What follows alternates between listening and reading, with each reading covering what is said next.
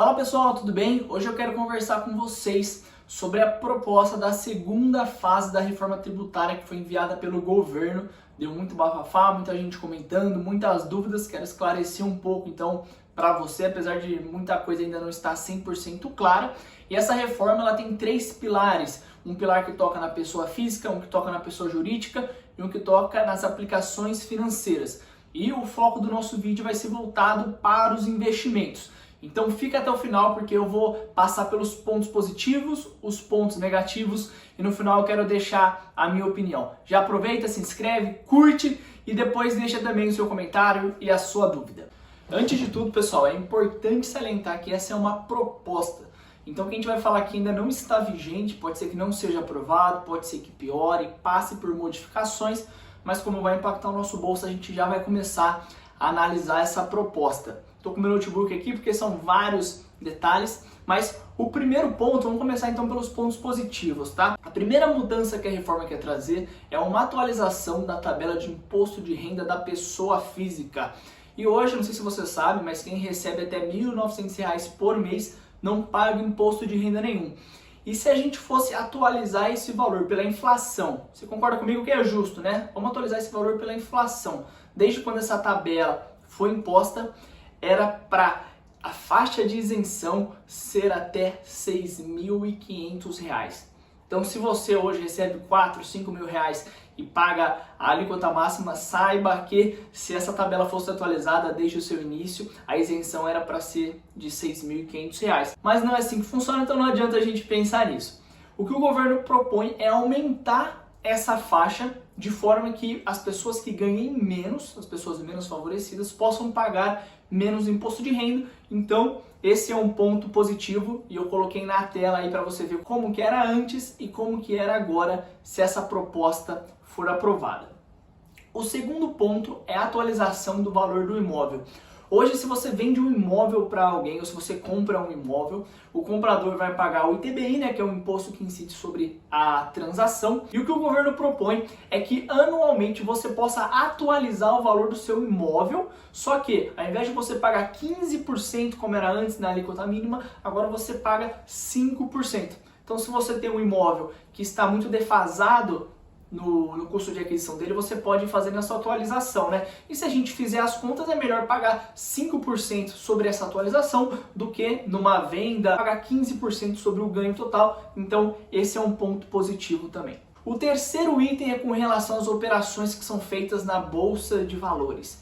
Hoje a apuração do investidor é sempre mensal. Então, se você faz uma venda que passa do limite de 20 mil reais, se você teve um lucro, você tem que apurar até o último dia útil do mês seguinte. E a ideia é que essa apuração seja trimestral. Então é legal, a gente já ganha um fôlego, tem mais tempo. Além disso, a gente tem uma divisão hoje na alíquota que é cobrada das operações que são de day trade, ou seja, a compra e venda de um ativo no mesmo dia, e as operações que são de swing trade, que são as compras onde você compra num dia e vende no outro dia, ou vende depois de um mês, um ano. A compra e a venda são em dias separados. A alíquota de day trade é de 20% e a alíquota de swing trade é de 15%. A ideia é que todas as operações sejam agora com uma alíquota de 15%, o que é positivo então para os day traders, mas o principal ponto aqui, a vantagem, é que será possível compensar as perdas entre todas as operações. Então hoje, se você tem uma perda com um day trade, você não pode compensar num lucro que você teve no swing trade, e agora você vai poder ver as suas aplicações como um todo e compensar o prejuízo que você tem num ativo, no outro ativo. Então isso é positivo. Um ponto que estava sendo discutido era se a isenção de 20 mil reais por mês seria mantida ou se seria reduzida. E o que o texto traz de forma clara é que agora, como a apuração vai ser trimestral, aquele valor de 20 mil reais, onde você pode vender até 20 mil reais por mês sem pagar imposto, vai ser 60 mil. Então, na prática, não mudou nada para o investidor, é como se a gente tivesse 20 mil reais por mês, mas agora vai ser 60 mil reais no trimestre. E esse também é um valor que não é atualizado há anos, então está completamente defasado. Era para esse valor ser muito maior do que os 50, 60 mil reais. O quarto item, que é bastante positivo por um lado, negativo por outro, você já vai entender, é a alíquota única para renda fixa. Você sabe hoje que a renda fixa tem uma alíquota que é regressiva. Quanto mais você fica com aquele título de renda fixa, que pode ser uma debênture, um CDB, algum papel que você comprou. Quanto mais você fica, menos você paga de imposto. Então a gente começa pagando 22,5% sobre o lucro e depois de 2 anos a gente vai pagar só 15%. A proposta é que a alíquota seja fixa em 15%. Então isso é muito positivo para o nosso dinheiro que está na reserva de emergência, ou se você vai aplicar em um CDB de 1 ano para fazer uma viagem, para comprar um veículo, para comprar algum objeto que você quer. Então por esse ponto é legal. Qual que é o ponto de atenção em que muita gente não presta atenção? Isso acaba sendo, de certa forma, um incentivo para o investidor sair de títulos de longo prazo para títulos de curto prazo.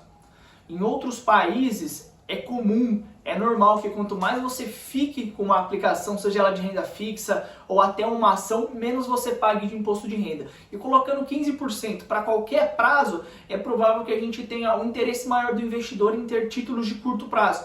Então isso pode impactar o governo nas emissões que ele vai fazer, ou mesmo nas emissões de títulos de dívida que as empresas fazem, porque o incentivo para ter títulos de longo prazo vai ser menor. Então, pelo lado da alíquota é bacana, mas pelo lado do incentivo, talvez não seja tão bom essa alíquota única de 15%. O quinto e último ponto positivo é a alíquota fixa também de 15%, mas para os fundos. Hoje, os fundos de renda fixa e os fundos multimercado, eles também possuem uma alíquota que é regressiva. Quanto mais você fica, menos você paga. E agora a gente vai ter 15% independente do prazo que você ficar. De certa forma, isso estimula a indústria de fundos, mas a gente também tem aquele mesmo problema. E também não vai ter mais come cota em maio. O que é o come cotas? É um imposto antecipado que o governo cobra, né? Por isso come cotas, porque ele retira algumas cotas da sua conta todo final de maio e final de novembro. E a gente não vai ter mais esse come cotas em maio. E se a gente não tem mais esse imposto antecipado, quer dizer que o nosso dinheiro ele pode continuar crescendo. A gente está diferindo aquele imposto de renda para pagar lá na frente. Quanto mais você difere, ou seja, quanto mais você deixa de pagar hoje, mais aquele dinheiro vai rendendo numa bola de neve, mais você vai ter no final. Então esse é o último ponto positivo dessa reforma. É lógico que a reforma é muito extensa, se você pegar o texto na íntegra, são mais de 50 páginas, né? O que está circulando por aí é um resumo dela, eu não vou abordar todos os tópicos, mas esses são os principais temas sendo debatidos. E vamos falar agora dos pontos negativos. Nem tudo são flores. No final das contas, é bem provável que você, que eu, que nós pagadores de impostos tenhamos que arcar com mais impostos. Até porque um Estado que gasta mais do que arrecada, uma hora ou outra ele vai ter que cobrar. Isso já está batendo na nossa porta com essa proposta.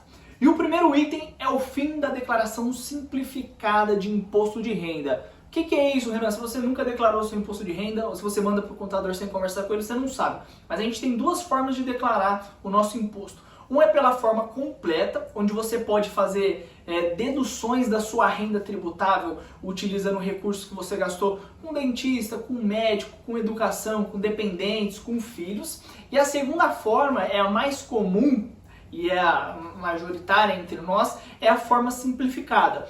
Na declaração simplificada, você pode abater 20% da sua renda tributável. Então pensa, se você recebe lá 80 mil reais por mês, então somando o seu salário do ano todo vai dar 80 mil reais por mês. Se você optar pela declaração simplificada, você consegue abater 20% disso. Então a sua renda tributável, ao invés de ser 80 mil, vai ser menor do que isso. E esse valor que você conseguiu abater, ele não vai incidir imposto sobre ele. Então você paga menos imposto no final das contas, o que é muito positivo. E o que essa proposta traz é acabar com essa declaração simplificada. Não é que vai simplesmente acabar. Na verdade, a gente vai continuar tendo essa modalidade, mas vai ser para quem recebe até 40 mil reais por ano.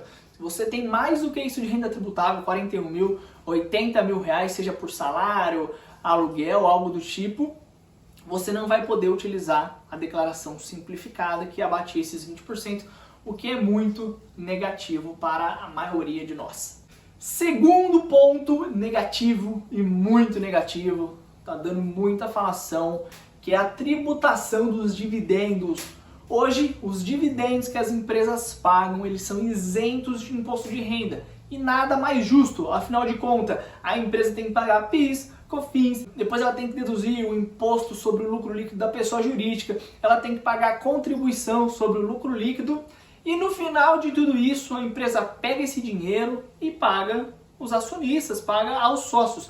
E o que o governo está propondo é que esse dinheiro seja tributado de novo. Então é como se fosse uma bitributação. E o que você vai ouvir por aí é que os demais países do mundo, os principais países, eles cobram imposto sobre dividendo. Agora o que ninguém fala é que o Brasil tem a quarta carga tributária mais pesada para as empresas. Então é muito fácil apontar para o país lá da Europa ou para o país da América do Norte e falar que eles cobram tributos sobre os dividendos, enquanto a alíquota das empresas em geral é muito mais baixa do que a nossa. E o problema não é só para as empresas listadas na bolsa, mas é principalmente para o senhor Antônio, que tem uma padaria na esquina do seu bairro, que acorda cedo, fica até tarde, rala para conseguir ter um lucrinho ali do tanto que ele fatura, ele pega aquele dinheiro para manter a família dele e agora aquele dinheiro vai ser tributado de novo.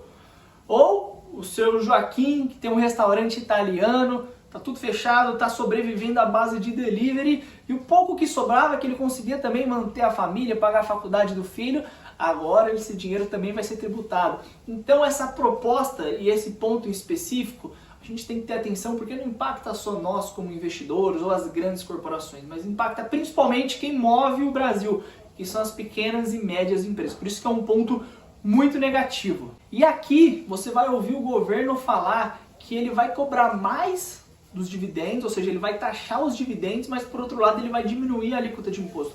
Mas olha que ironia, né? A taxação dos dividendos, se for aprovada, vai ser de imediato. Então, a partir de amanhã, na hora que for aprovado, os dividendos já são tributados na fonte. Em compensação, a redução no imposto de renda tem um plano gradual para acontecer até 2023. Então, a gente começa a cobrar mais agora e a gente reduz nessa outra ponta de forma gradual. Então, isso também gera um desequilíbrio e esse argumento a favor da tributação dos dividendos não faz sentido. Terceiro ponto negativo também é a tributação dos dividendos, mas agora não das empresas que a gente conhece, mas dos fundos imobiliários.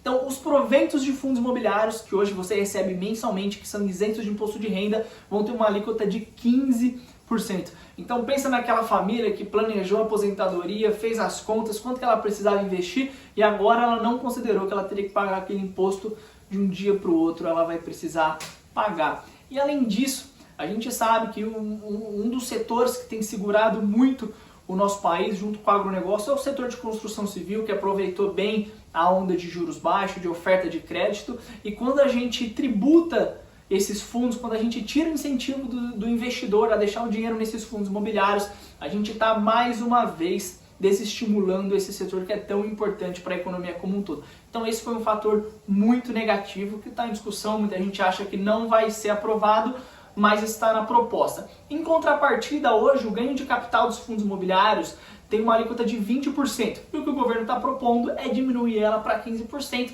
mas de forma alguma isso compensaria os 15% nos proventos mensais que os investidores recebem hoje. E o quarto e último ponto, provavelmente não afeta a sua vida, mas é algo ruim para o país, que é a tributação das offshores. Então hoje você trabalha esforçado, e você sabe da depreciação do real, sabe que o real completou 27 anos essa semana e que de 100 reais antigamente, né, 100 reais há 27 anos atrás, hoje valem 15 reais. Você sabe da instabilidade fiscal, instabilidade política, e você resolve começar a mandar dinheiro para fora. Acontece que quando você chega num patamar mais elevado, mandar dinheiro para fora pela pessoa física não faz tanto sentido e você abre uma offshore, uma empresa para você investir lá fora, porque existem vantagens tributárias.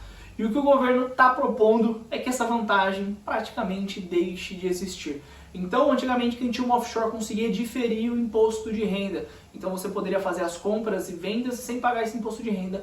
E agora isso não será mais possível, o que pode até não ser a sua realidade, né? Pouca gente tem offshore, pensando em termos percentuais, mas é algo muito ruim também para o nosso país. Em resumo, então, tem muita coisa boa nessa proposta, mas tem ainda mais coisas ruins.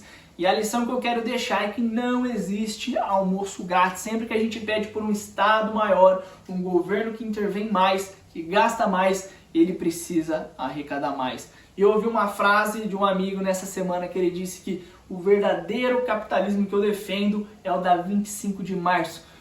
E o que fica claro é que no final das contas, quem vai pagar essa conta não são os grandes empresários, não são os grandes bilionários desse país, mas é você, sou eu, são aqueles donos de pequenos e médios negócios que fazem essa economia girar. Então compartilha esse vídeo se você gostou, manda para um amigo que está preocupado, manda para um amigo que quer saber das novidades e deixa o seu comentário. Até a próxima!